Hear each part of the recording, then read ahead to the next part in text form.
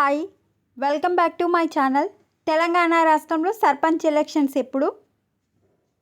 అదేవిధంగా తెలంగాణ రాష్ట్ర ఓటర్ల జాబితా అయితే రిలీజ్ చేశారు. పూర్తి వివరాలు తెలుసుకుందాం. వీడియో నచ్చిన వాళ్ళు లైక్ చేయండి, ఛానల్ని సబ్స్క్రైబ్ చేసుకోండి. స్థానికం సర్వం సిద్ధం. ఓటర్ల జాబితా ప్రకటించిన ఈసీ 3,35,00,000 తెలంగాణ రాష్ట్రంలో ఓటేసే వాళ్ళు 3,35,00,000. బీసీ రిజర్వేషన్ల రిపోర్ట్ కోసం వెయిటింగ్. స్థానిక సంస్థల ఎన్నికలకు ఎలక్షన్ కమిషన్ అవసరమైన ఏర్పాట్లు వేగంగా చేస్తుంది. ఇప్పటికే బ్యాలెట్ వినియోగించే పేపర్ సిద్ధం చేయగా సోమవారం అంటే నిన్న ఓటర్ల జాబితా కూడా ప్రకటించింది. బీసీల రిజర్వేషన్పై నియమించిన డెడికేటెడ్ కమిషన్ తన నివేదిక కోసం ఎదురు చూస్తుంది. ఆ నివేదికపై సర్కార్ తుది నిర్ణయం తీసుకోనుంది.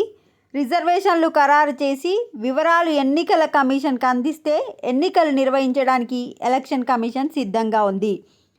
బీసీ రిజర్వేషన్లపై మన గవర్నమెంట్ తుది నిర్ణయం తీసుకొని మేము రిజర్వేషన్లు ఇంత ఇస్తాము ఈ క్యాస్ట్ వాళ్ళకని డిసైడ్ చేసిన తర్వాత ఆ యొక్క లిస్ట్ ఎన్నికల కమిషన్కి పంపిస్తే ఎన్నికల కమిషన్ వచ్చేసి ఎలక్షన్స్ పెట్టడానికి అంతా సర్వం సిద్ధం చేసుకుంది.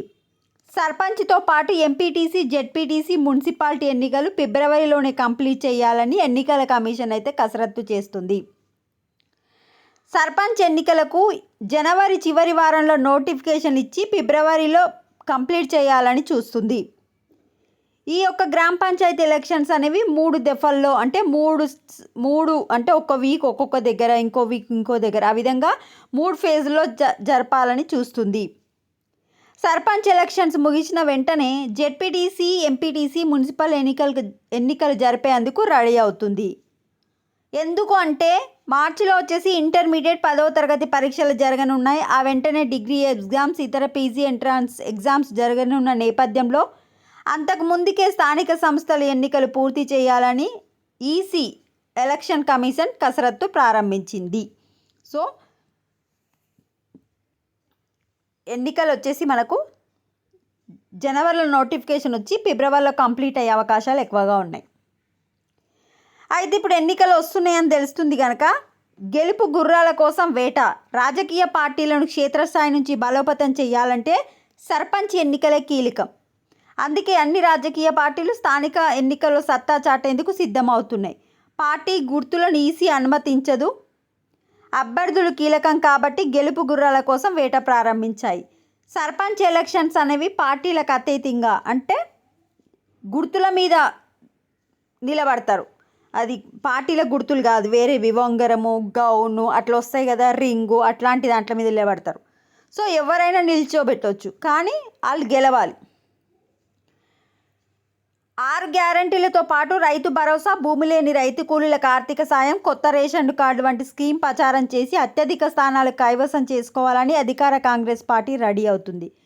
కాంగ్రెస్ ప్రభుత్వం మేనిఫెస్టోలో ఇచ్చిన 6 గ్యారంటీలనే కాకుండా ఇప్పుడు ఈ జనవరి 26 రోజు 3 పథకాలు ఇస్తుంది. ఆ 3 పథకాలను ప్రచారంకి ఆయుధంగా ఉపయోగించుకొని కాంగ్రెస్ అంటే ఇంటర్నల్గా మనిషి పార్టీ గుర్తుతో గెలవకపోయినా ఆ పార్టీ నుంచే నిలబడతారు కనుక అందరూ కాంగ్రెస్ సర్పంచ్లే గెలవాలని గవర్నమెంట్ అయితే ఆలోచిస్తుంది. అయితే లాస్ట్ ఇయరే మనకి సర్పంచ్ల పదవీ కాలం అయిపోయింది. సర్పంచ్ ఎలక్షన్స్ మోడీ నుంచి మనకు 1,600 కోట్లు రావాలి. సర్పంచులకి సంబంధించిన బిల్లులు కానీ వాటికి సంబంధించిన నిధులు. సర్పంచ్ ఎలక్షన్స్ జరిపిన తర్వాత ఈ బకాయి ఉన్నాయి ఇస్తామని చెప్పారు. ఇప్పుడు సర్పంచ్ ఎలక్షన్స్ జరిగితే రాష్ట్రానికి 1,600 కోట్ల బకాయిలు అయితే విడుదలవుతాయి. మరి ఇప్పుడు మనము ఓటర్ల జాబితా చూసుకుంటే తెలంగాణ రాష్ట్రంలో 3,35,00,000, పురుషులు వచ్చేసి 1,66,41,489, మహిళలు వచ్చేసి 1,68,67,735. ఈ ఓటర్స్లో మహిళా ఓటర్లు ఎక్కువ ఉన్నారు. మహిళా ఓటర్లు ఎవరైతే ఆకర్షిస్తారో వాళ్ళే విన్ అవుతారు. షేర్లింగం పెళ్లిలో అంటే నియోజకవర్గాలుగా చూస్తే కాన్స్టిట్యూంట్ వైజ్గా చూస్తే షేర్లింగం పెళ్లిలో ఎక్కువగా 7,65,982 ఓటర్స్ ఉన్నారు. భద్రాచలంలో అతి తక్కువగా 1,54,134 ఓటర్స్ అవుతున్నాయి. తెలంగాణ రాష్ట్రంగా మొత్తం 119 అసెంబ్లీ నియోజకవర్గాలు ఉన్నాయి. ఇప్పుడు ఈ నియోజకవర్గాలుగా చూసుకుంటే ట్రాన్స్జెండర్స్ వచ్చేసి 2,829 ఓటర్స్ ఉన్నారు. ఇది అసెంబ్లీ నియోజకవర్గాలుగా. మీకు మీది ఏ అసెంబ్లీ నియోజకవర్గమో ఏ కాన్స్టిట్యుయెన్సీ చెక్ చేసుకోండి. ఇక్కడ చూడండి, మ్యాక్సిమం అన్నీ 2 lakhs పైన 3 lakhs పైననే కనిపిస్తున్నాయి.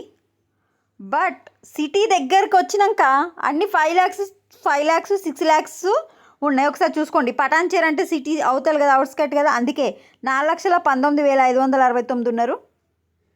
ఎల్బీ నగర్ సిటీ స్టార్టింగ్ కదా, 6,06,190 ఓట్స్ ఉన్నాయి. Maheshwaram 5,64,125 oats. Rajendra Nagar 6,19,158.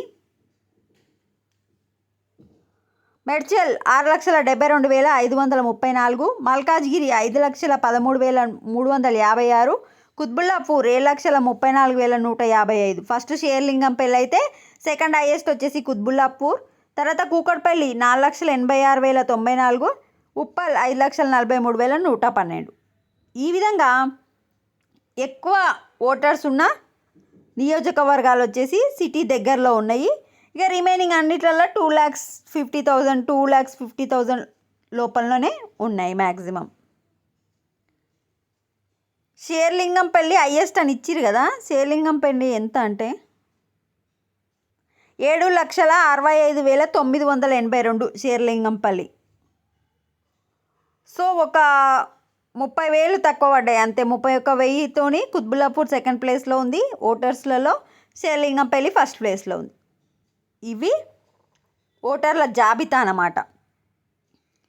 So elections వచ్చేసి మనకు జనవరిలో నోటిఫికేషన్ వచ్చి ఫిబ్రవరిలో జరిగే అవకాశం ఉంది. ఒకవేళ బీసీ డెడికేషన్ కనుక లేట్ అయితే ఫిబ్రవరిలో నోటిఫికేషన్ వస్తే మరి మార్చిలో జరిగే అవకాశం ఉంటుంది. బట్ మార్చిలో జరగడానికి చాలా ఇబ్బందిగా ఉంటుంది. ఎందుకంటే అన్ని స్కూల్స్ సెంటర్స్కి అలాట్ అయిపోతాయి. టీచర్లు కూడా డ్యూటీలో ఉంటారు, ఇన్విజిలేషన్ డ్యూటీలో.